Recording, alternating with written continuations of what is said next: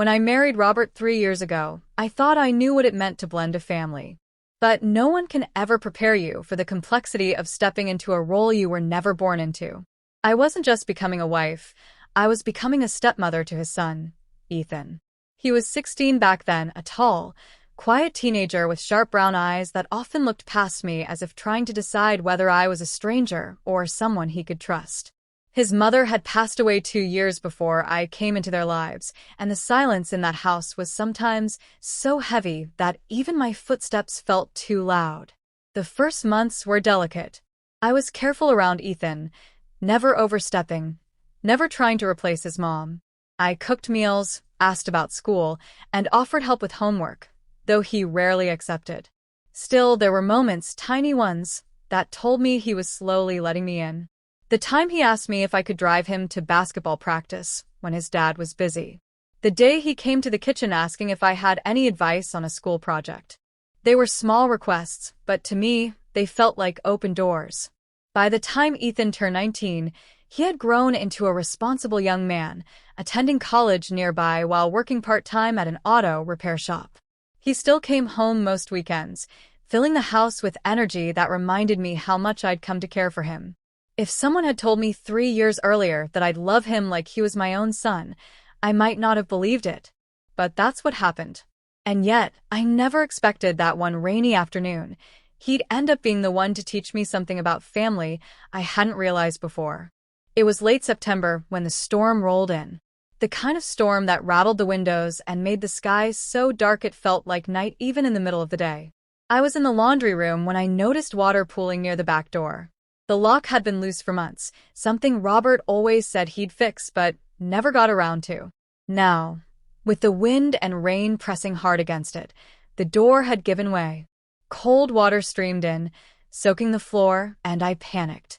Robert was at work and unreachable. The rain was too heavy for me to try and wrestle with the door alone. That's when I thought of Ethan. I grabbed my phone and dialed his number. "Hey, Ethan," I said when he picked up. My voice betrayed my anxiety. "I'm sorry to bother you, but I really need your help. The back door's leaking, and I don't know how to stop the water from coming in." His response was immediate. "Don't worry. I'll be there in 15 minutes. Sure enough, not long after, I heard the roar of his truck pulling into the driveway. Ethan stepped inside, soaked from head to toe, carrying a backpack he never seemed to go anywhere without. "Where's the problem?" he asked, brushing water from his hair. I led him to the laundry room. He crouched down, inspecting the swollen wood and loose lock. "Yeah, this door's not holding up against the weather. I can fix it for now, but you and Dad should think about replacing it." Watching him work was something else. His hands were steady and confident, his face focused as he pulled tools from his bag. He tightened screws, adjusted the frame, and added a strip of weather seal he happened to have on him. I stood nearby, handing him towels and holding the flashlight when the clouds outside dimmed the light even more. "You always carry tools with you?" I asked, half smiling. "Always," he replied with a grin. "Never know when something's going to break." Within an hour, the door was sealed tight, the water stopped, and I felt a wave of relief. "Ethan, I don't know what I'd have done without you," I said sincerely. He shrugged, drying his hands. "It's nothing. I'm glad I could help." But it wasn't nothing. That moment, him coming to my aid so quickly, was the beginning of something unexpected. From then on, Ethan visited more often, not just for meals or weekends, but to check in. Sometimes he'd help around the house. Other times, he'd just sit and talk. One evening, as I was cooking dinner, he lingered in the kitchen. "Can I talk to you about something?" he asked, his tone serious. "Of course," I replied, putting down the knife I was using to chop vegetables. He hesitated before saying, "Sometimes I feel like Dad doesn't notice me anymore. I know he loves me, but he's always busy, always tired. And when he's home, we don't talk much. I guess I feel like you're the only one who listens." My heart ached at his words. I reached across the counter, resting my hand on his. "Ethan, your dad loves you more than anything. He's just not always good at showing it. But I promise you, he notices you, even when it doesn't feel that way." He nodded, though his eyes still carried a weight I couldn't ignore. That night, I lay awake thinking about what he had said. A few weeks later, Robert had to leave town for a 3-day work conference, and it was just Ethan and me in the house. That first night, another storm rolled in, stronger than before. The power went out, plunging the house into darkness. Thunder shook the windows, and rain hammered the roof. I lit candles, and Ethan brought out flashlights. We ended up sitting together in the living room, playing cards by candlelight. The storm outside seemed to isolate us from the rest of the world. You ever notice how storms make people talk more? Ethan asked suddenly. I smiled. Yeah, I guess they force you to slow down. That night, we talked for hours.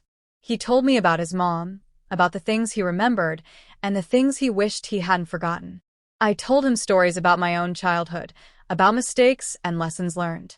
There was no awkwardness, just an honesty that surprised both of us. When Robert returned, I told him gently about what Ethan had said, that he sometimes felt invisible. Robert grew quiet, his face full of guilt. I didn't realize, he admitted. I thought he was doing fine. I didn't know he felt that way. From that moment on, Robert began making more effort. He took Ethan out for dinner, asked more about his classes, and showed up to one of his college events. Slowly, I saw their bond strengthening, a bridge rebuilding where there had once been distance. One evening, not long after, Ethan came to me. Thanks, he said quietly. For what? I asked. For listening, for being there, for helping Dad and me get closer again. If you hadn't asked me for help that day with the door, I don't think any of this would have happened. I realized then what had truly been unexpected. It wasn't just that Ethan fixed the door or helped me through a storm. It was that asking him for help had given him something he desperately needed, a chance to feel valued, trusted, and loved. The years went by, and Ethan grew into himself. He graduated, started his own auto repair business, and Robert and I stood proudly at his side when he opened his shop. As I watched him cut the ribbon that day, I thought back to that rainy afternoon.